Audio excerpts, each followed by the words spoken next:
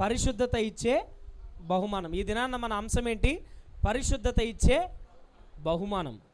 ఈ దినాన్న మనం నేర్చుకోబోయేది, మనం ధ్యానించవలసింది, మన జీవితాల్లో పరిశుద్ధంగా జీవిస్తున్నప్పుడు ఎలాంటి కార్యాలు జరుగుతాయి, పరిశుద్ధత లేకపోతే మనం ఎట్లా ఉంటాము అనే అంశాలని యోసేపు జీవితంలో నుంచి పరీక్షించుకొని మనల్ని మనం పరిశీలన చేసుకుందాం. ప్రియమైన దేవుని సంగమా, యోసేపు గురించి కొన్ని విషయాలు నేను మీకు తెలియజేసి తర్వాత ఈ చివరి లేఖనంలోకి మనం వెళ్దాం. ఈ దినమంతా యోసేపు జీవితాన్ని నేను మీ ముందు పెడతాను, క్లుప్తంగా చెప్తాను. మెయిన్ టాపిక్స్ ఏమన్నాయో వాటిని టచ్ చేస్తాను. వాటిలో నుంచి మనం చాలా అంశాలని మనం నేర్చుకోవడానికి ప్రయత్నం చేద్దాం. సబ్జెక్ట్ చాలా పెద్దదే. మీరు తర్వాత యోసేపు గురించి చాలా అధ్యాయాలు మరి రాయబడి ప్రతీది కూడా చదువుతుంటే క్లియర్గా మనకి కళ్ళకు కట్టినట్టుగా యోసేపు కానీ తన జీవితం కానీ ఒక సినిమాలాగా మనకు కనబడుతూ ఉంటుంది అనమాట. ఆ వాక్యాన్ని మీరు చదువుతానండి, ఆ అధ్యాయాలు చదివితే మీకు మధ్యలో ఆపబుద్ధి కాదు. ఒకవేళ యోసేపు దగ్గర కనుక స్టార్ట్ చేస్తే యోసేపు ముగిసే వరకు కూడా మీరు బైబిల్ని ముయ్యడానికి కానీ క్లోజ్ చేయడానికి కానీ ఇష్టపడరు. ఇంట్రెస్ట్గా నిజంగా దేవుని ఆత్మ ప్రేరేపణతో నడిపింపుతో కనుక చదవగలిగితే అంత అద్భుతంగా ఉంటుంది. అయితే అన్ని అధ్యాయాలు మరి ఉన్నటువంటి యోసేపు జీవితాన్ని ఈరోజు ఒక అరగంటలో మీ ముందు పెట్టడానికి ప్రయత్నం చేస్తాను.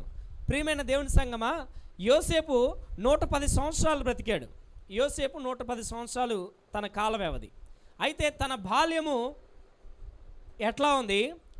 దేవుడు తనకి వాగ్దానం ఇచ్చిన తర్వాత ఆ వాగ్దానం నెరవేర్పు కోసం ఆయన ఎదురు చూసినప్పుడు ఆయన జీవితాల్లో జరిగిన మార్పులు, పలు దశలు మనం ఈ దినాన్ని ధ్యానిస్తాం. మొట్టమొదటి యోసేపు బాల్యం ఎట్లా ఉందంటే, యోసేపు మరి ఆయన 11వ వాడనమాట.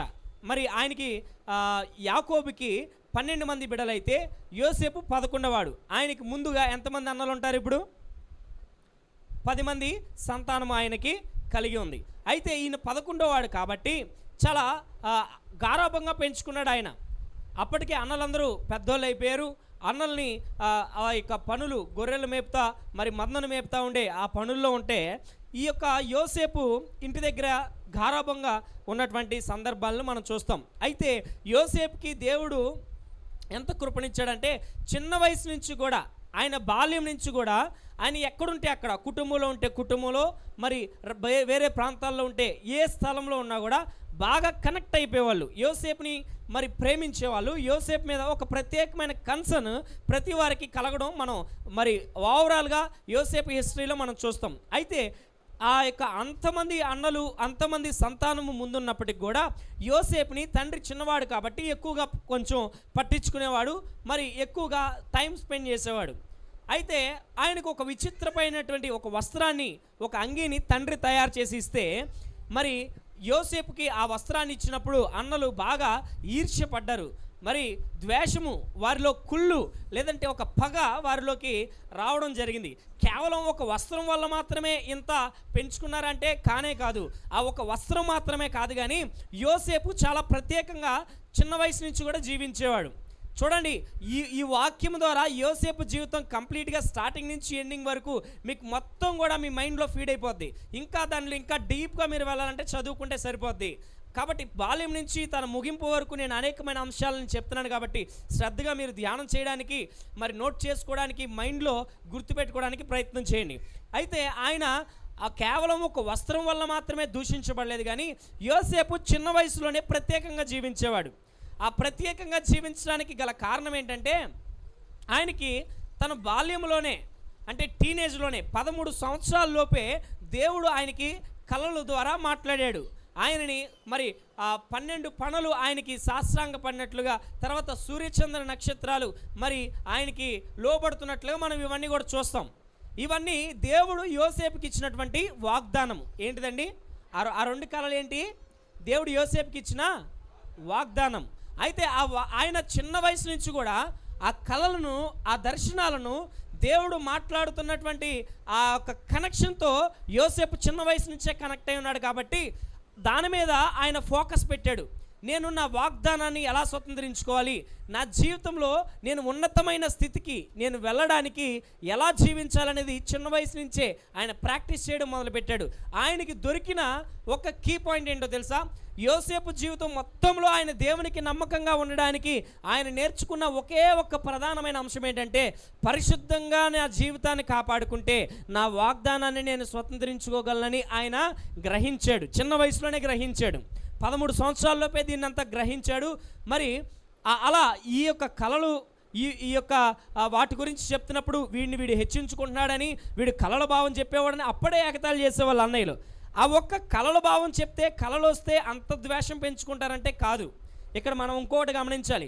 కళలు చెప్పినంత మాత్రాన, లేదో తన తండ్రి తనని ఎక్కువగా ప్రేమించినంత మాత్రాన యోసేపు అన్నలు తన మీద పగ పెంచుకోలేదు. ప్రాముఖ్యమైనటువంటి అంశం ఏంటంటే, యోసేపు ఆ యొక్క వాగ్దానాలని స్వతంత్రించుకోవడానికి తను నేర్చుకున్న, తను మరి పరిశుద్ధాత్ముడు తనను నడిపించినటువంటి అంశం ఏంటంటే, పరిశుద్ధంగా జీవితాన్ని కాపాడుకుంటే వాగ్దానాలు స్వతంత్రించుకోగలనేది ఆయన బిలీవ్ చేసినట్లుగా ఆయన జీవితం మనకి నేర్పిస్తుంది.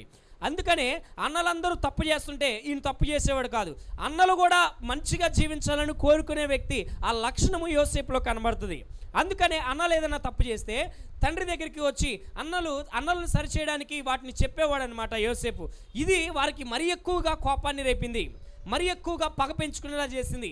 మరి ఇంత చిన్న వయసులో యోసేపుకి ఎందుకు అంత పరిశుద్ధమైన జీవితం జీవించాల్సిన అవసరం? చక్కగా అన్నలతో పాటు మరి అంతమంది అన్నలు ఉన్నారు, మరి అంత సంతతి ఉంది, స్నేహితులు ఉన్నారు. వారందరితో వారు వెళ్తున్న పోకడలో వెళ్తే, అంటే వాళ్ళు ఏ పొరపాటు చేస్తే, ఏ తప్పు చేస్తే వాళ్ళందరూ రక్త సంబంధికులే కదా, అందరూ కూడా ఏకీభవిస్తున్నప్పుడు యోసేపు ఎందుకు ఏకీభవించలేదు? యోసేపు కూడా ఏకీభవించుంటే యోసేపుకి అన్నలు పగ పెట్టుకునే పరిస్థితి వచ్చేది కాదు. కానీ యోసేపు ఎందుకు ఏకీభవించలేదంటే, అది దేవునికి నచ్చదు కాబట్టి, పరిశుద్ధతను కాపాడుకుంటే దేవుని వాగ్దానాన్ని స్వతంత్రించుకోగలనేది నమ్మాడు కాబట్టి ఆయన ఫస్ట్ నుంచి ప్రత్యేకంగా ఉండడం మనం గమనించాం. అయితే ఎప్పుడైతే అన్నలు పొలంలో ఉన్నారో, అన్నలు మరి ఆ యొక్క మందను మేపుతా ఉన్నారో, తండ్రి వారికి సమాచారం కోసం వారికి కొన్ని ఇచ్చి పంపించినప్పుడు మరి తండ్రి మాటకు లోబడి యోసేపు వెళ్తాడు. యోసేపు వెళ్ళినప్పుడు అన్నలకి ఒకటే ఆలోచన కలిగింది, అరే మనకి సరిగ్గా టైంకి దొరికాడు రా యోసేపు. యోసేపుని ఎట్టి పరిస్థితిలో మనం వదిలిపెట్టకూడదు. ఈ కలలుగానే వాడు వస్తున్నాడు, మన మీద కంప్లైంట్లు చెప్పేవాడు వస్తున్నాడు, వీడికి ఈ రోజుతో వీడి యొక్క చాప్టర్ మనం క్లోజ్ చేయాలి. లేకపోతే మన డాడీ దగ్గర మనం బ్యాడ్ అయిపోతాం, మన ఇంట్లో మన బంధువుల దగ్గర బ్యాడ్ అయిపోతాం, మన సాక్ష్యం పోయిద్ది, మనం ఎన్ని కూడా గుట్టురట్టు చేస్తున్నాడు. కాబట్టి అసలు వీడినే తొలగించేసుకుంటే బాగుంటుందని అన్నలు ఏం చేశారంటే భయంకరంగా కొట్టారు. అంతమంది అన్నలు మరి తమ్ముడి మీద పడి కొడుతుంటే భరించలేకపోయాడు. అన్నలారా కాళ్ళు పట్టుకుని ఉంటాడు, అన్న నీ తమ్ముడిని కదా, నాకు క్షమించండి అన్న నన్ను వదిలేయండి అన్న నన్ను కాపాడనన్నా, నన్ను కొట్టొద్దన్నా, నొప్పి పుడుతుందన్నా. అప్పుడే యవ్వన దశలోకి అడుగు పెట్టినటువంటి వ్యక్తి మరి ఎంత బలం ఉండి ఉంటుంది, ఎంత మరి అంతమంది 10 మంది కలిసి ఆ యొక్క వ్యక్తి మీద పడి కొడుతుంటే ఎంత వేదన పడి ఉంటాడు, ఎంత దుఃఖపడి ఉంటాడు, ఎంత ఓర్చుకోలేకపోయి ఉంటాడు, చావు బ్రతుకుల్లో కొట్టుమిట్టలాడుతున్నాడు. భయంకరమైన పరిస్థితి. అయితే భయంకరంగా కొట్టేశారు, గోతులో పడేసి ఇంకా చాప్టర్ క్లోజ్ చేద్దాం అనుకునే టైంకి అందులో కూడా అన్నాడు, అరే ఎందుకు రా, వీడిని చంపితే మనకేమొస్తుంది, మనం వీడిని అమ్మేద్దాం, మనం కొంత డబ్బులకి అమ్మేద్దాం, బానిసత్వానికి మనం అమ్మేద్దాం అని చెప్పి ఏం చేశారంటే కొద్దిమందికి అమ్మేశారనమాట. ఆ వ్యక్తిని అమ్మేశారు. మరి మొత్తానికి బానిసగా వెళ్ళిపోయాడు. మరి అప్పటి వరకు పరిశుద్ధమైన జీవితాలని కాపాడుకుంటూ కుటుంబంతో, తల్లిదండ్రులతో, తండ్రి దగ్గర ఎంతో గారాబంతో పెరిగినటువంటి ఈ యోసేపు ఎంతో భయంకరంగా కొట్టబడి బానిసత్వపు బ్రతుకులోకి వెళ్ళిపోవడం జరిగింది. అయితే తండ్రికి ఏం చెప్పుంటారు, మరి ఈ తమ్ముడి యొక్క వస్త్రాన్ని తీసేసి ఒక పశువుని చంపి, వారి దగ్గర ఉన్న మందలో దాన్ని ఒక దాన్ని చంపి అందులో రక్తాన్ని ముంచి తండ్రికి తీసుకెళ్ళి, తండ్రి మృగం వచ్చి తమ్ముడిని తినేసింది, ఇదొక్కటే మిగిలింది, ఇదిగో చూడు ఇదే ప్రూఫ్, తమ్ముడు చచ్చిపోయాడు అంటే తండ్రి ఏడ్చాడు, బాధపడ్డాడు, కొంతకాలం దుఃఖపడ్డాడు, మర్చిపోయాడు. అక్కడితో అయిపోయింది చాప్టర్. యోసేపు చాప్టర్ తల్లిదండ్రుల దగ్గర, అన్నల దగ్గర, ఆ కుటుంబం దగ్గర అనుకున్న రీతిగా పర్ఫెక్ట్గా క్లోజ్ చేశారు. అన్నలు క్లోజ్ చేయాలనుకున్నారు, చేశారు. తండ్రి మర్చిపోయాడు, తల్లి మర్చిపోయింది, అంతా అయిపోయింది. ఇప్పుడు యోసేపు మరొక ఘట్టంలో ఉన్నాడు, అది బానిసత్వపు ఘట్టము. ఈ బానిసత్వపు బ్రతుకు ఎలాంటిదంటే, బానిసలు పూర్వం ఎట్లా ఉండేవాళ్ళంటే ఒక వ్యక్తిని బానిసగా కొనుక్కుంటే ఆ వ్యక్తి మీద సర్వ హక్కులు వారికి ఉండేవి. ఆ వ్యక్తిని ఏమైనా చేయొచ్చు, ఎవరు అడిగేవారు ఉండదు, చట్టము ఏమీ మరి ఇబ్బంది పెట్టదు. మరి భయంకరంగా వారిని హింసిస్తూ పనులు చేయించుకుంటూ కొడుతూ ఇష్టం ఉంటే పెట్టేవారు, లేకపోతే లేదు. అలా భయంకరమైనటువంటి పరిస్థితులు. అప్పటికే యోసేపు దేహమంతా కూడా గాయాలు, మరి భయంకరంగా నలిగిపోయింది తన శరీరము, ఎన్నో గాయాలు, నొప్పులు, వేదన. ఆ టైంలో కూడా ఆదరించేవారు లేరు, గాయాలు కట్టేవారు లేరు. కానీ యోసేపు చూడండి ఎంత ప్రత్యేకంగా పరిశుద్ధంగా తన జీవితాన్ని కాపాడుకున్నందుకు వచ్చిన మొట్టమొదటి బహుమానం ఏంటి? అన్నలు కొట్టి గోతిలో పడేశారు. రెండోది బానిసత్వపు బ్రతుకు అతనికి బహుమానంగా వచ్చింది. మొట్టమొదటిది పరిశుద్ధమైన జీవితాన్ని జీవిస్తున్నప్పుడు వచ్చినటువంటి మొట్టమొదటి బహుమానము మరి భయంకరమైనటువంటి గాయాల గోతి. రెండవది మరి బానిసత్వపు బ్రతుకు. ఇప్పుడు బానిసత్వపు బ్రతుకులో ఉన్నాడు ఆయన. అక్కడ చూడండి ఎంత వేదన పడి ఉంటాడో, ఆ ఉన్న గాయాలతో పనులు చేయలేక ఎంత కుమిలిపోయి ఉంటాడో, ఎంత నలిగిపోయి ఉంటాడో, ఎంత భయంకరమైనటువంటి ఆయన పరిస్థితుల్లో మరి ఆ రీతిగా ఉండుంటాడో. 17 సంవత్సరాలప్పుడు ఆయన అమ్మబడ్డి ఆ బానిసత్వపు బ్రతుకులో ఉంటూ అక్కడ నమ్మకంగా పనిచేయడం మొదలుపెట్టాడు. ఆయనకి తెలిసిన ఫార్ములా ఏంటి? ఆయనకి తెలిసిన ఫార్ములా చెప్పాలి. పరిశుద్ధంగా ఉంటే దేవుని వాగ్దానాల్ని స్వతంత్రించుకోవచ్చు. ఆయన మొట్టమొదటి నుంచి చివరి వరకు ఇదే ఫార్ములాలో ఉన్నాడు. అన్నల దగ్గర దాన్ని కాపాడుకున్నాడు. రెండోది బానిసత్వపు బ్రతుకులో కూడా పరిశుద్ధంగా జీవిస్తున్నాడు. ప్రార్థన, భక్తి, విశ్వాసం అన్నీ కాపాడుకుంటున్నాడు. నమ్మకంగా పనిచేస్తున్నాడు. మరి ఆ నమ్మకత్వాన్ని, ఆ జ్ఞానాన్ని చూసినటువంటి పొతీఫర్, మరి ఆ యజమాని, ఒక అధికారి, ఆయన పొతీఫర్ మరి ఈయన టాలెంట్ చూసి, ఆయన నమ్మకత్వం చూసి ఆ గృహానికే అధిపతిగా చేశాడు. దేవుని స్తుతిద్దాం, హల్లెలూయా. ఆ గృహం మీద ఆయన ఆ పనులన్నీ చూసుకోవడానికి ఒక మంచి పోస్ట్ ఇచ్చేశాడు, మంచి ఉద్యోగం ఇచ్చేశాడు. ఎంత నమ్మేసి ఉంటాడు, చాలా నమ్మకత్వాన్ని సంపాదించుకున్నాడు. నేను మొట్టమొదట్లో ఒక మాట చెప్పాను, అది మీరు జ్ఞాపకం ఉంచుకోవాలి. యోసేపు ఎక్కడున్నా కూడా యోసేపు మీద ఒక ప్రత్యేకమైన కన్సర్న్ అందరికీ కూడా ఉండేది. ఒక ప్రత్యేకమైన దయ, ఒక ఆకర్షణ అనేది కనబడుతూ ఉండేది. అందుకనే ఈ రాజుకు కూడా, ఆ అధికారికి కూడా మరి ఆయన చేసిన పనులను ఆయన గుర్తించడం, తర్వాత ఆయనని అధికారిగా ఆయన కింద పనివాడిగా పెట్టుకోవడం కూడా జరిగింది. అయితే ఇక్కడే మరొక ట్విస్ట్ జరిగింది, మరొక శ్రమ ఆయన జీవితంలోకి రావడం చూసాం. సర్వసాధారణంగా ఈ పరిస్థితుల్లో చాలామంది ఎలా ఆలోచిస్తారంటే, ఇప్పుడు జరిగినటువంటి విషయం ఏంటంటే, పొతీఫర్ లేడు అక్కడ, ఆ గృహంలో ఎవరు కూడా మరి డిస్టర్బ్ చేసేవాళ్ళు లేరు. పొతీఫర్ భార్య మరి యోసేపుని ఆశించింది. యోసేపుని మరి పాపం చేయమని ప్రేరేపిస్తే యోసేపు ఒప్పుకోలేదు. యోసేపు ఏమంటాడంటే, అమ్మా మరి ఈ ఇంటంతటిని నా యజమాని నాకు అప్పగించాడు, ఈ ఇంటంతటిని నాకు అప్పగించాడు, కానీ నిన్ను మాత్రం నాకు అప్పగించలేదు. కాబట్టి నేను ఎట్లు ఇంత ఘోరమైన దుష్కార్యము చేసి నా దేవుని ఎదుట పాపాన్ని కట్టుకుంటానన్నాడు. ఎలా చేస్తాను పాపం? ఒక పక్కన నా దేవుడు, ఒక పక్కన నా యజమాని, ఈ లోకపు యజమాని నాకు నమ్మకంగా చెప్పాడు, ఆయన ఎదుట నేను తప్పు చేయలేను, ఆయన ఎదుట నా నమ్మకత్వాన్ని కోల్పోలేను. అలాగే నా దేవాతి దేవుడు నన్ను చూస్తున్నాడు, నాకు వాగ్దానం చేసిన దేవుడు నన్ను చూస్తున్నాడు, ఆయన ఎదుట కూడా నేను ఘోరమైన దుష్కార్యం చేయలేను. ఇది పాపము, భయంకరమైన దోషము. ఒక పొరుగువాని భార్యను నేను ఆశించి ఆమెతో పాపం చేస్తే దేవుడు ఒప్పుకోడు అంటే ఆమె ఇబ్బంది పెట్టడం స్టార్ట్ చేసింది, పారిపోవడం మొదలుపెట్టాడు. ఆయన పారిపోతుంటే ఆ పై వస్త్రము తీసుకొని, ఇగో యోసేపే నన్ను పాడు చేయబోయాడు, యోసేపే నన్ను బలవంతం చేయబోయాడు, యోసేపు నన్ను చెరపాలనుకున్నాడని చెప్పి తప్పుడు సాక్ష్యము చెప్పి తప్పుడు కేసు పెట్టించింది పొతీఫర్ భార్య. చూడండి, ఆయన మరలా పరిశుద్ధంగా జీవిస్తున్నందుకు ఆయనకు వచ్చిన మూడో బహుమతి ఏంటి? చెరసాల, జైల్లోకి వెళ్ళాల్సి వచ్చింది. మొట్టమొదటిదేమో మరి గాయాలు పడినటువంటి ఆ గొయ్యి, రెండోది బానిసత్వపు బ్రతుకు. ఇక్కడ అన్నలు లేరు, కుటుంబం లేదు, బంధువులు లేరు, సొంతవారు లేరు. మరి 17 సంవత్సరాల ఆ వయసులో ఆయన అక్కడ ఆ రీతిగా ఎంతో వేదన పడి నమ్మకత్వాన్ని సంపాదించుకొని సెటిల్ అయిపోతుంటే, ఈ శోధన జరుగుతున్న సమయంలో సాధారణంగా ఎవరైనా ఏమనుకుంటారంటే, దేవుడు ఏం చెప్పాడు, నాకు వాగ్దానం చేశాడు కదా, వాగ్దానం చేసిన రీతిగా అక్కడ కొట్టివేయబడిన, ఇక్కడ అధికారింటికి వచ్చి పడ్డాను, అధికారింట్లో కూడా ఒక అధికారాన్ని నేను సంపాదించాను, ఇప్పుడు నేను ఈమెతో మరి ఆమె చెప్పినట్లుగా నేను ఉంటే నాకు ఇంకా ఉన్నతమైన స్థాయి వచ్చిద్దేమో, ఇదే నా వాగ్దానం నెరవేర్పేమో అని చాలామంది అనుకుంటారు. కానీ యోసేపు అట్లా అనుకోలే. చాలాసార్లు మన జీవితంలో కూడా తప్పుడు చేస్తూ, పాపము చేస్తూ, అపవిత్రమైన కార్యాలు చేస్తూ మనం ఉన్నతంగా ముందుకు వెళ్ళాలని ఆశిస్తాం. అది దేవుని యొక్క దీవెనని చాలామంది మాట్లాడతారు. ఏమండి, నువ్వు అన్యాయం చేసి, మోసము చేసి, అపవిత్రమైన కార్యం చేసి ఇది దేవుని దీవెన అని ఎట్లా చెప్తావు, ఎలా మాట్లాడతావు? యోసేపు అలా మాట్లాడలేదు. ఇది అపవిత్రమైన కార్యము, అపవిత్రంగా సంపాదించింది ఏదైనా అది దేవుని చిత్తం కాదని ఒకటే మాటలో కొట్టిపడేశాడు ఆయన. అపవిత్రంగా వచ్చిన స్థానము ఏది కూడా నా దేవుడి నుంచి వచ్చింది కాదు అని చెప్పి ఆయన గ్రహించాడు. ఈరోజు మనం గ్రహించగలుగుతున్నామా? మరి ఆ 17 సంవత్సరాల నుంచి 30 సంవత్సరాల వరకు కూడా మరి ఆయన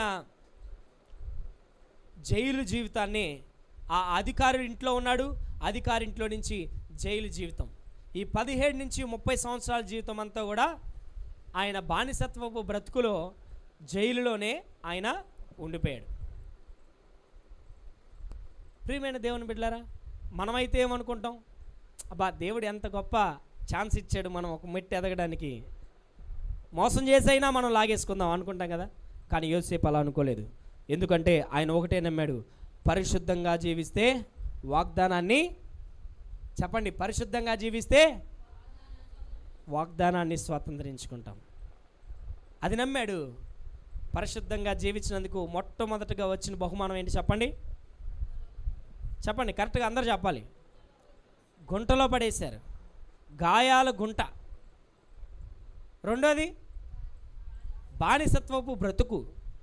మూడోది చెరసాల. ఇది మనం చాలాసార్లు చెరసాల్లో పడేయడం ఇంత కామన్గా అనుకుంటాం, కానీ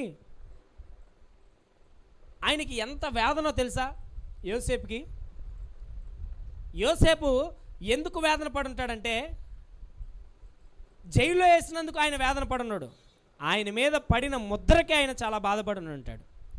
ఏ ముద్ర పడింది? ఈయన నమ్మకస్తుడురా అని ఆ అధికారి ఏదైతే నమ్మకత్వాన్ని చూసి ఒక ఉన్నతమైన స్థితిలో పెడితే, ఇప్పుడు ఆ అధికారి దృష్టిలో యోసేపు ఎవడు? ద్రోహి. ఎవరు?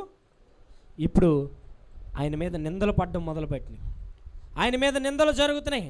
ఆ ఇంట్లో ఉన్న వాళ్ళందరూ కూడా, ఒరే వీడు ఇలాంటోడా, వీడు ఎంత మంచోడిగా నటించాడ్రా, ఎంత గొప్పోళ్ళలాగా మరి ప్రవర్తించాడ్రా, మరి అలా ప్రవర్తించాడు, ఇలా ఉన్నాడు, మరి మంచి భక్తి కలిగినవాడు అనుకున్నాం, అలా అనుకున్నామని అందరూ మాట్లాడుతున్నారు. అధికారి కూడా మాట్లాడుతున్నారు. ప్రియమైన దేవుని సంగమా, ఒకసారి ఆలోచించండి. ఒకవేళ ఎన్నో కొన్ని సంవత్సరాలకి ఆ జైలు నుంచి యోసేపు బయటకు వచ్చే అవకాశం ఏదో ఒక నాటికి ఉంటుంది. ఆయనకి మరణశిక్ష అయితే వేయలేదు, జైలు శిక్ష వేశారు. ఎన్ని సంవత్సరాలకు బయటకు వచ్చాడో నాకు తెలియదు, కానీ ఎన్నో కొన్ని సంవత్సరాలకి బయటకు వస్తే ఆయన ఏం చేయాలి? ఎక్కడో చోట మరలా పనికి వెళ్ళాలి. ఎక్కడో చోట పనికి వెళ్ళాలంటే నువ్వు ఎక్కడి నుంచి వచ్చావు? జైలు నుంచి వచ్చావా? ఎందుకు వెళ్ళావు జైల్లో? ఫలానా ఆమెను నువ్వు, నీ యజమానురాలనే నువ్వు చెరపడానికి నువ్వు ప్రయత్నించావా? అది ఎంత పెద్ద ముద్ర. ఆయన బ్రతకడానికైనా అవకాశం ఉంటుందా? దేవుడేం వాగ్దానం చేశాడు? ఇదిగో నేను ఒక ఉన్నతమైన అధికారం కలిగిన స్థలంలో దేవుడు నిన్ను పెడతానని చెప్తే, ఇంత చెడ్డ పేరుతో ఎలా వెళ్తాడు ఆయన? ఎలాంటి అవకాశాలు వస్తాయి? ఒక్క అవకాశమైనా ఆయనకి దొరికిద్దా? మరలా మరి పొతిఫర్ లాగా ఎవరైనా ఈయన నమ్మి పంపిస్తారా? ఆయన జీవితం నిందలతో నింపబడింది, ఎన్నో వేదన. ఆయన సాక్ష్యం అంతా పోగొట్టుకున్నాడు. అబద్ధపు మరి సాక్ష్యాన్ని ఆయన మీద మోపి పడేశారు. జైల్లో వేస్తే మంచిగా టైంకి ఫుడ్ పెట్టి పడుకోబెడతారనుకుంటున్నారా? మామూలుగా ఈ రోజుల్లో ఎవరి మీదైనా పగ ఉందనుకోండి, చెయ్యిన తప్పుకు కూడా ఆయన లోపలేసి కొట్టి బయటికి పంపించేస్తారు. మామూలుగా పొలిటీషియన్స్ని మనం అది చూస్తున్నాం. వాళ్ళు వస్తే వీళ్ళని, వీళ్ళు వస్తే వాళ్ళని వేస్తారు కదా. అధికారం పనిచేయదు, ఏం పనిచేయదు. ఎవడు అధికారంలో ఉంటే ఆడే పని చేస్తాడు. అవతలోడు ఎలా అయినా ఆయన్ని కొట్టాలంటే ఇరక్కొడు కొడతారు. ఎంతోమందిని మనం చూసాం. పొలిటీషియన్స్ని కూడా పిచ్చికొట్టుడు కొట్టి పంపించారు. మరలా ఇప్పుడు వీళ్ళని వేస్తున్నారు, తర్వాత వాళ్ళని వేస్తారు. ఇదంతా కామనే. ప్రియమైన దేవుని సంఘం, ఎందుకు నేను దీన్ని చెప్పానంటే, మనకి పాలిటిక్స్తో సంబంధం లేదు, కానీ ఆ పాయింట్తో మనకు సంబంధం ఉంది. ఇప్పుడు ఈయన కూడా అధికారం కలిగినటువంటి వ్యక్తి తన భార్యను ఈ రీతిగా చేశాడంటే ఊరుకుంటాడా? మండదు. భయంకరమైన కోపం ఆయనలో ఉంటుంది కదా. అందుకని ఏం చెప్పాడంటే అధికారి దగ్గరికి వెళ్ళి, రాజు దగ్గరికి వెళ్ళి ఉంటాడు, లేదంటే గొప్ప ఆ ఉన్నతమైన ఈయన కూడా అధికారే కాబట్టి ఆ సైనికుల దగ్గరకో ఆ పైన ఉన్నటువంటి ఉన్నత అధికారుల దగ్గరికి వెళ్ళి ఈయనని ఖచ్చితంగా భయంకరంగా శిక్షించాలి, ఇంకొకసారి ఇలాంటి ఆలోచన కూడా పుట్టకూడదు, నన్ను ఎంత మోసం చేశాడని చెప్పి భయంకరంగా కొట్టించుంటారు, చెరసాలలో పడేసి భయంకరంగా చిత్రవద చేస్తుంటారు. అక్కడ కూడా మరలా గాయాలు, మరలా వేదన, మరలా ఒంటరితనము, చీకటి గృహంలో పడేస్తుంటారు, అన్నపానములు లేక ఆయనని హింసించుంటారు. అయినా కూడా ఆయన అక్కడ కూడా వీళ్ళు ఏం చేస్తున్నాడంటే, అయితే యెహోవా యోసేపునకు తోడేయుండెను, తోడేయుండి అతని యందు కనికరపడి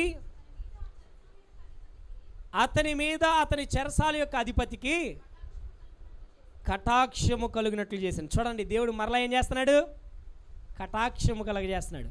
ఫస్ట్లో తండ్రి దగ్గర కుటుంబంలో ఒక ప్రత్యేకమైన కటాక్షం పొందుకున్నాడు. మరలా బానిసత్వ బ్రతుకులో ఉండి అసలు అవకాశమే లేదు, కానీ ఉన్నతమైన స్థితిలోకి వెళ్ళడానికి దేవుడు ఆ దయను చూపించాడు. చెరసాలలో వేసినప్పుడు కూడా చెరసాల అధికారికి దేవుడు ఆ కటాక్షము కలగజేశాడు, ఆ దయను పుట్టించాడు యోసేపు మీద. అక్కడ కూడా యోసేపుని మరలా మంచిగా ఆయన అక్కడ నిలబడడం జరిగింది. కానీ శిక్షలోనే ఉన్నాడు, కానీ ఆయన ఇబ్బంది పెట్టుకోకుండా ఒక కొంత కంఫర్ట్ని మనం ఆయన పొందుకున్నట్లుగా మనం చూస్తున్నాం. కానీ ఇక్కడ మనం చూడండి, మొట్టమొదటిది ఆయన పరిశుద్ధంగా ఉన్నందుకు వచ్చిన బహుమానం చెప్పండి, గుంటలో పడేశారు, గాయాల గుంట. రెండోది బానిసత్వపు బ్రతుకు. మూడోది చెరసాల. ఇంత మరి ఆ 30 సంవత్సరాలు ఆయన 17వ సంవత్సరంలో అమ్మబడ్డాడు. మరి ఎన్ని సంవత్సరాలు ఆ అధికారి ఇంట్లో నమ్మకత్వాన్ని సంపాదించుకున్నాడో నాకు తెలియదు, కానీ 30వ సంవత్సరం వరకు కూడా ఆయన జైల్లోనే ఉన్నాడు. 30వ సంవత్సరం వరకు కూడా జైల్లో ఉన్నాడు. ఒక యవనస్తుడికి ఈ దశ చాలా ప్రాముఖ్యమైనది. తన జీవితము సక్సెస్ఫుల్గా ముందుకు నడిపించుకోవడానికి ఇది చాలా ప్రాముఖ్యమైనటువంటి పాత్ర. 30 సంవత్సరాలు దాటిన తర్వాత ఇంకా వాడు ఏమీ నేర్చుకోలేడు, ఏదన్నా చేయాలన్నా చేయలేడు, వాడు ఆలోచన విధానం కూడా అంత ఉండదు. ఇంకా తన 30 సంవత్సరాల జీవితము జైల్లో ఇలాంటి భయంకరమైనటువంటి ఈ స్థితిగతుల్లో నడుస్తూ ఉంది. అయినా కూడా ఆయన ఒకటే నమ్ముతున్నాడు, పరిశుద్ధతను కాపాడుకుంటే వాగ్దానాన్ని స్వతంత్రించుకుంటాను, పరిశుద్ధతను కాపాడుకుంటే వాగ్దానాన్ని స్వతంత్రించుకుంటారు. చెరసాల్లో కూడా నమ్మకత్వాన్ని సంపాదించుకుంటే, చెరసాల్లో అక్కడ ఉన్నటువంటి ఆ చెరసాల నాయకుడికి ఒక కళ వచ్చింది. ఆ కళ గురించి కూడా మనకు అనవసరం. ఆ కళ గురించి, కళభావం గురించి చెప్పాడు. అవి నెరవేర్పులు జరగడం వారు గమనించారు, వారు మనసులో పెట్టుకున్నారు, పక్కన పెట్టండి. తర్వాత అసలైనటువంటి క్లైమాక్స్కి ముందు ఉన్నటువంటి సీన్ దగ్గరికి వచ్చాం మనం. ఇప్పుడు ఆయనకి ఏం జరిగిందంటే, ఆ దేశపు రాజుకి, ఫరోకి ఒక భయంకరమైనటువంటి కళ. ఆ కళ భావం చెప్పేవాళ్ళు ఎవరు లేరు. ఆ కళ గురించి కూడా మనకు అనవసరం, దాని గురించి మాట్లాడితే టైం అయిపోద్ది. ఆ కళ భావం చెప్పేవాళ్ళు కూడా ఎవరు లేరు. ఆయన అందరిని పిలిపించాడు, సోది చెప్పేవాళ్ళని, అక్కడ ఉన్న జ్ఞానుల్ని, వాళ్ళని వీళ్ళని అందరిని పిలిపిస్తే ఒక్కరు కూడా దాని గురించి చెప్పడం వల్ల కాలేదు. అయితే ఈ అధికారి, ఎవరైతే ఆల్రెడీ కలభావాన్ని పొందుకున్నటువంటి అధికారి ఉన్నాడో, అయ్యా క్షమించయ్యా, నేను ఒక విషయం మీకు చెప్పడం మర్చిపోయాను, ఆలస్యం చేశాను. ఈ కలభావం చెప్పడానికి చెరసాలలో ఒక వ్యక్తి ఉన్నాడు, యోసేపు. ఆయన చెప్తాడు, ఇలాంటి పలానా జరిగింది, ఇలా చెప్పాడు, మేము చూసాము, ఆయన దీని గురించి చెప్పగలడయా అని చెప్పినప్పుడు వెంటనే పిలిపించండి అన్నాడు ఫరో ఎదుట నిలబెట్టారు. మరి దేవుడు యోసేపుతో మాట్లాడాడు. ఆ కళ గురించి, కళ భావము గురించి మరి చక్కగా వివరించాడు. ఆ 7 సంవత్సరాలు ఏదైతే కరువు రాబోతుందో మరి దాని గురించి ఆయన చెప్పినప్పుడు, మరి ఆ వివరణ ఇస్తున్నప్పుడు ఫరోకి ఇప్పుడు ఆ కటాక్షాన్ని ఆ అధికారికి కలిగించేసిన కటాక్షం కంటే ఫరోకి మరి రెట్టింపు కటాక్షం కలిగింది. ఆయన ఏం గుర్తించాడో తెలుసా? ఆయన ఇప్పుడు ఏమంటున్నాడో తెలుసా? చూడండి, మనం చదివాం కదా 37వ వచనంలో, 41:37లో, అతడు తన సేవకులను చూచి, ఇతని వలె దేవుని ఆత్మ గల మనుష్యుణ్ణి కనుగొనగలమా అని అనేను. మరియు ఫరో, దేవుడిదంతయు నీకు తెలియపరచును గనుక నీ వలె వివేక జ్ఞానములు గలవారెవరును లేరు. చాలండి, దేవుని స్తుతిద్దాం. హల్లెలూయా. చూడండి, ఇప్పుడు ఆయన స్థితి ఫరో ఎదుట ఎట్లా ఉందంటే, నీ వలె దేవుని ఆత్మ కలిగిన మనుషుణ్ణి కనుగొనగలమా అని ఫరో మాట్లాడుతున్నాడు. ఫరో అంటున్నాడు, నీలాంటి జ్ఞానం కలిగిన దైవిక సంబంధమైనటువంటి వ్యక్తిని మేము ఇంకా కనుగొనగలమా? అక్కడున్న ప్రజలతో ఇలాంటి వ్యక్తిని మనం కనుగొనగలమా అంటున్నాడు. అని ఇదిగో నీలా వివేక జ్ఞానములు కలిగిన వారు ఎవరు లేరు కనుక ఇదంతా నువ్వే డీల్ చేయి. దేవుడు నీకే చెప్పాడు కనుక, జరగబోయే విషయాలు నీకే కనుక ఆయన నిర్ణయం తీసుకున్నాడంటే ఆయన ఏం ప్రెస్టేజ్కి పోవాలా. ఈ ఫరో చాలా మంచి ఫరో. బైబిల్ గ్రంథంలో చాలామంది ఫరోలు ఉంటారు, ఫరో పేర్లు ఉంటాయి. ఫరోలు అంటే ఒక్క ఫరోనే కాదు, ఆయా కాలాల్లో ఫరోల్ని, రాజుల్ని ఫరో అనేవాళ్ళు. ఈయన ఒక ఫరో అంతే. యోసేపు కాలంలో ఒక ఫరో. ఈయన చాలా చక్కని మరి వివేచన కలిగినటువంటి వ్యక్తిగా మనకు కనిపిస్తున్నాడు. ఎందుకంటే చాలామంది ఫరోలకి గర్వం, నా రాజుని, నేను రాజుని, నా స్థాయిని ఎలా ఇవ్వాలి, నా స్థానం ఎలా ఇవ్వాలని. కానీ జరగబోయే విషయాన్ని, ఇది దైవికమైంది కాబట్టి, ఇది నా వల్ల కాదు కాబట్టి, ఇదిగో ఇక నుంచి సింహాసనం వరకు, కుర్చీ వరకే నాది, అధికారం అంతా కూడా నీదే. ఉంగరం తీశాడు, తొడిగాడు. నా ఇంటి మీద కూడా నీకే అధికారం, నా ఇంట్లో ఎవరైనా సరే నీకు లోబడాల్సిందే. ఈ రాజ్యము, ఇదిగో ఈ యొక్క ఐగుప్తు దేశం అంతటి కూడా నీ మాట మీదే లోబడాలి. నీకు తెలియకుండా ఒక వ్యక్తి కాళ్ళు చేతులు కదపడానికి కూడా వీల్లేదు. నీకు అంతటి అధికారాన్ని ఇస్తున్నానని చెప్పి ఉంగరం తొడిగిచ్చాడు. తనతో పాటు తన పక్కన తన రథము ఇంకొక రథం మీదే ఆయన ఎక్కిచ్చాడు. ప్రజలందరూ వందనం చేయండి, యోసేపుకి వందనం చేయండి అంటున్నాడు. ప్రియమైన దేవుని బిడ్డలారా, పరిశుద్ధతను కాపాడుకుంటే బహుమానం, వాగ్దానము స్వతంత్రించబడింది కదా. అయితే ఇంకా వాగ్దానం స్వతంత్రించబడలా. పరిశుద్ధత విషయంలో కాపాడుకుంటూ వస్తున్నప్పుడు ఇందాక బహుమానాలని చెప్పి మాట్లాడాం కదా, అవి ఏవి బహుమానాలు కాదు. ఇదే అసలైన బహుమానం. మొట్టమొదటి బహుమానం అని మనం దేన్ని అనుకున్నాం? గుంటలో పడేశారు, గాయాలతో పడేసినటువంటి ఆ గుంటని మనం చూసాం. తర్వాత బానిసత్వపు బ్రతుకుని చూసాం, తర్వాత చెరసాలను చూసాం. ఇవేవి బహుమానాలు కాదు. ఆయన బహుమానాన్ని పొందుకోవడానికి ఇవి మెట్లు. ఏంటి? ఆ బహుమానాన్ని పొందుకోవడానికి ఇవన్నీ ఒక మెట్లు అన్నమాట. ప్రియమైన దేవుని బిడ్డలారా, ఇది అసలైనటువంటి బహుమానం. ఆయన ఏదైతే మరి అనుకున్నాడో, ఏదైతే పరిశుద్ధాత్ముడు ఆయన మనసులో పెట్టాడో దాన్ని ముందుకు అలాగ కొనసాగించుకుంటూ వెళ్ళాడు. మరి ఆ రీతిగా మరి ఆయన ఆ ఉన్నతమైన స్థానానికి మనం వెళ్ళడం మనం చూసాం. ప్రియమైన దేవుని బిడ్డలారా, అలా 7 సంవత్సరాలు పరిపాలించిన తర్వాత, అంటే 30వ సంవత్సరంలో ఆయన సింహాసనం ఎక్కాడు. 7 సంవత్సరాల తర్వాత కరువు వచ్చిందని చెప్పాడు. 7 సంవత్సరాల తర్వాత మరి ఆ కరువుని ఆయన హ్యాండిల్ చేస్తున్నప్పుడు మరి అన్నలు వచ్చారు. ఎవరైతే మొట్టమొదట గుంటలో పడేశారో వాళ్ళు యోసేపు వాళ్ళ తమ్ముడని తెలియదు. వాళ్ళకి వచ్చి అడుగుతున్నారు, సహాయం అడుగుతుంటే ఈయన గుర్తుపట్టాడు. ఎక్కడి నుంచి వచ్చారు, ఏ దేశం, మీ నాన్న ఇంకా బతికే ఉన్నాడా, మీ బంధువులు ఏంటి, అన్ని వివరాలన్నీ అడిగాడు. మీకు ఇంకొకరు ఎవరైనా ఉన్నారా అంటే యోసేపు గురించి చెప్పారు. అలాగే ఇంకొక ఆయన ఉన్నాడు అన్నాడు. నాకంటే ఇంకొకటి చిన్నవాడు ఉన్నాడు, అయితే ఆయన చూడాలనుకున్నాడు. ఆయన కూడా తండి, మీ నాన్నదండి, అందరిని పిలిపించాడు. ప్రియమైన దేవుని బిడ్డలారా, ఆయన ఏ మాత్రము కూడా పగ పెట్టుకొని వాళ్ళని హింసించడం, దూషించడం ఇవన్నీ ఏమీ చేయకుండా వాళ్ళు భయపడిపోతుంటే, వణికిపోతుంటే, ఆ ఉన్నతమైన స్థాయిలో ఫరో యోసేపుని చూసి వారు భయపడుతుంటే, అన్నలారా భయపడద్దు, మనందరం రక్షించబడ్డం కోసం మీరు ఆ రోజు ఆ దినాన్న నన్ను ఎక్కడికి రావడానికి ఆ రోజు మీరు నన్ను కొట్టి పంపించారు, కానీ మీ తప్పేం లేదు, వదిలేసేయండి. దాని గురించి ఆలోచించొద్దు, దాని గురించి భయపడద్దు, దాని గురించి మీరు ఏడవద్దు, పశ్చాత్తాపడద్దు, ఇది మన మేలు కోసమే అంటున్నాడు. ఎంత గొప్ప మనసు అండి యోసేపుది. ఈ మనసు నిజంగా మనలో ఉంటుందా? ఒకవేళ ఆ స్థాయికి, ఆ స్థానానికి వెళ్తే, ఇప్పుడు రండిరా రే, అరే నువ్వే కదా నన్ను కాలుతో దాన్ని ఇట్రా, అది ఇటు కాలు తీసేయండి రా, బతికినంతకాలం నా కాలుమే కొట్టాడని ఇడికి గుర్తుండాలి. అరే నువ్వు ఇట్రారా, నువ్వు నా చెయ్యిమే కొట్టావు కదా, నా చెయ్యరకు కొట్టావు కదా, ఇటు చెయ్యి తీసేయండి రా, ఇడికి ఒక చెవు తీసేయండి రా, ఒక ముక్కు సగం కోసేయండి రా.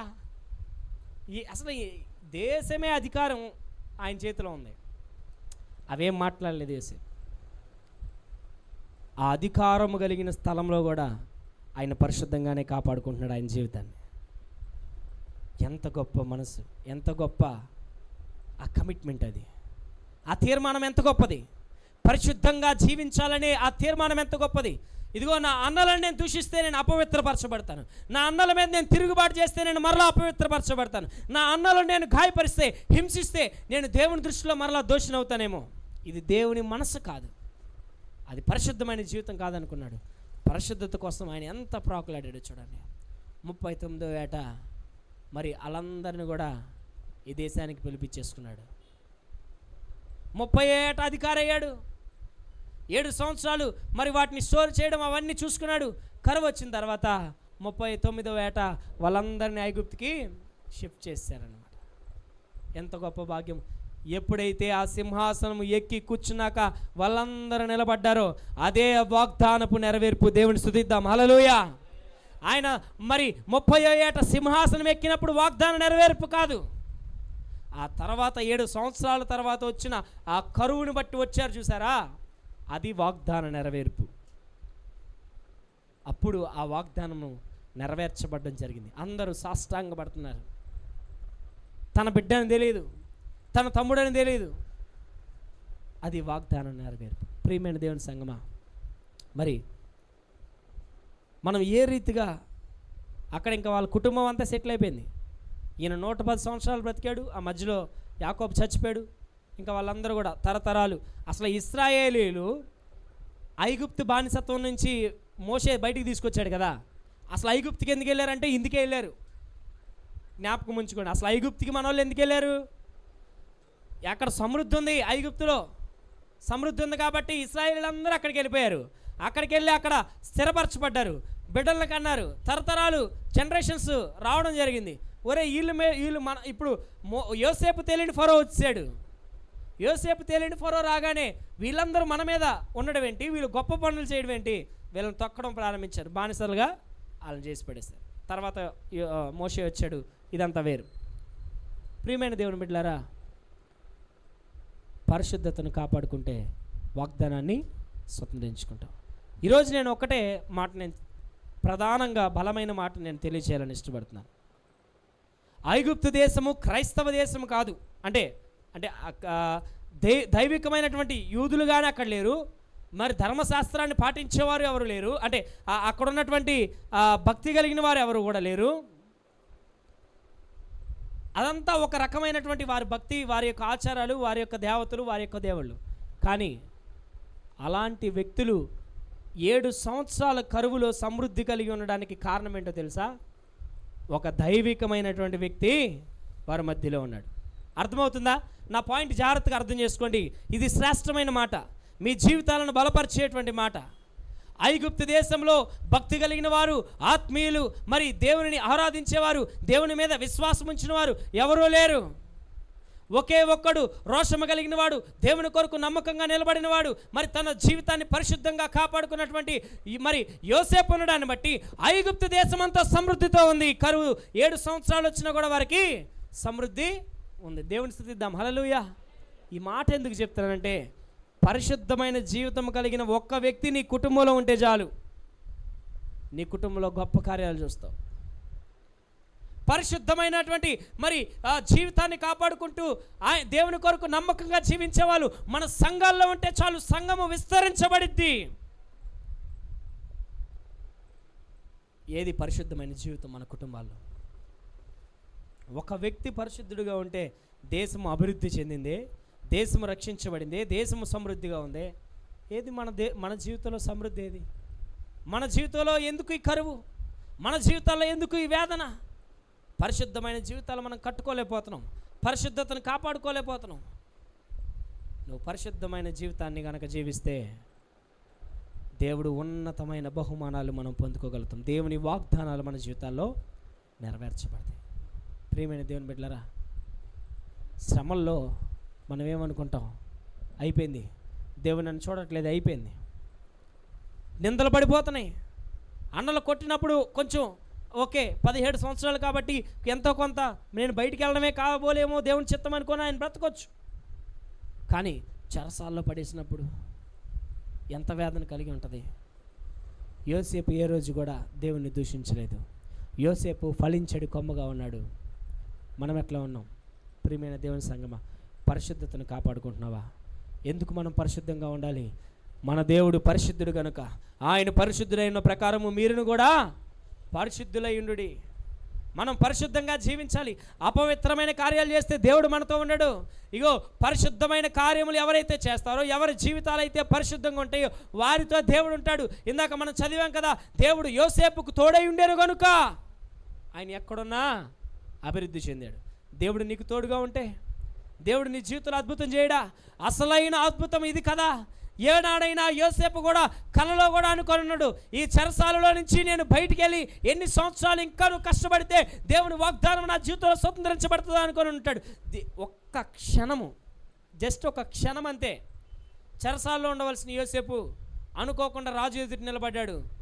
చెప్పాల్సింది చెప్పాడు. రైట్, నీకు ఇంకొక సింహాసనం ఎక్కు, నువ్వు ఈ దేశానికి ప్రధానమంత్రివి, ఈ దేశానికి రాజువి, నువ్వు ఫరో మాత్రమే, నేను అధికారాలన్నీ కూడా నీవే.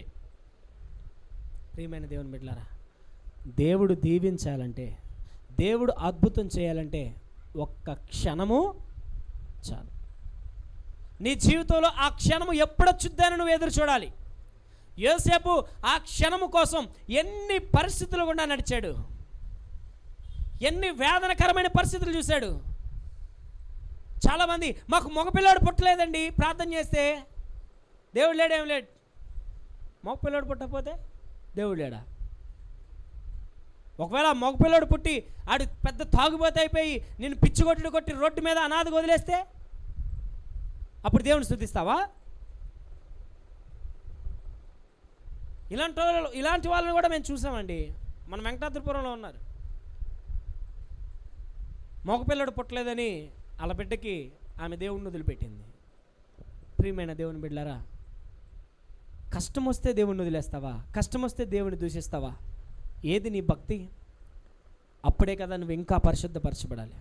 ఇదిగో ఒక బంగారాన్ని చూడండి, దాన్ని కరిగించడానికి మరి అగ్నిలో పుటము వేయబడినటువంటి అగ్నిలో దాన్ని కాలుస్తూ ఉంటే అది కరుగుతూ మరి దాన్ని ఒక షైన్ చేస్తున్నప్పుడు ఆ యొక్క ఎవరైతే ఆ కొలిమిలో కాలుతున్నప్పుడు దాన్ని తయారు చేసేటువంటి వ్యక్తి ఎవరైతే ఉంటారో ఆ పుటములో ఆ యొక్క రూపము తనకి స్పష్టంగా కనబడే వరకు దాన్ని కాలుస్తాడంట. అది ఎంత ఎక్కువగా కాల్చబడితే, ఎంత టెంపరేచర్ పెరిగితే, ఎంత ప్రెషర్ దాని మీద పెరిగితే అది అంత శ్రేష్టమైన వస్తువుగా, నాణ్యమైన వస్తువుగా బయటకు వచ్చింది. మనం కూడా అంతే. మనం కాల్చబడాలి, నలగొట్టబడాలి. ఎన్ని పరిస్థితులు మన మీదకి తలకిందులవుతున్నా, అరే ఇప్పుడే కదరా నా జీవితంలో ఒక మంచి అధికారిగా ఉన్నాను, మరలా పడిపోయాను. ఎస్, మన జీవితాల్లో ఇలాంటి అప్ అండ్ డౌన్స్ వస్తాయి. నీ జీవితంలో ఒక ఉన్నతమైన స్థితిని చూస్తావు, పతనమైపోయిన స్థితిని చూస్తావు, మరలా లేపుతాడు దేవుడు, మరలా పడతావు. కానీ వాగ్దానం నీ జీవితంలో ఒకటి ఉంటుంది కదా, దాన్ని ఖచ్చితంగా దేవుడు స్థిరపరుస్తాడు. ఆ వాగ్దానాన్ని నుంచి ఎవరు దూరం చేయలేరు. యోసేపు మృతి పొందే వరకు కూడా ఆయన ఆ స్థాయిని, ఆ స్థానాన్ని అనుభవించాడు, ఆ దీవెన అనుభవించాడు. అది నిజమైన ఆశీర్వాదం, అది నిజమైన వాగ్దానం. కాబట్టి శ్రమదినాన్ని నువ్వు కృంగిపోతున్నావా? శ్రమదినాన్ని నువ్వు కృంగిపోతే చేతకాని వాడు అయిపోతావు. దేవుని వాక్యం సెలవిస్తుంది. కృంగిపోవద్దు, బలపరచబడు, ఇంకా రెట్టింపు బౌన్స్ అవ్వు, రెట్టింపు పరిశుద్ధతను నువ్వు పెంచుకో. అపవాది గడగడలాడుతూ ఉండాలి. అపవాది ఏమో ఆ ఫతీఫర్ భార్య దగ్గర ఇదే నీకు మంచి అవకాశము అని ఒక పక్క నుంచి మాట్లాడుతుంటే యోసేపు పక్కన పెట్టాడు, పాపము చేసే పరిస్థితి నుంచి పారిపోయాడు. ఈరోజు నీ స్థితిగతులు మార్చబడాలంటే పరిశుద్ధమైన జీవితాలు కట్టుకుంటావా? వాగ్దానం చేసిన వాడు నమ్మదగిన వాడు.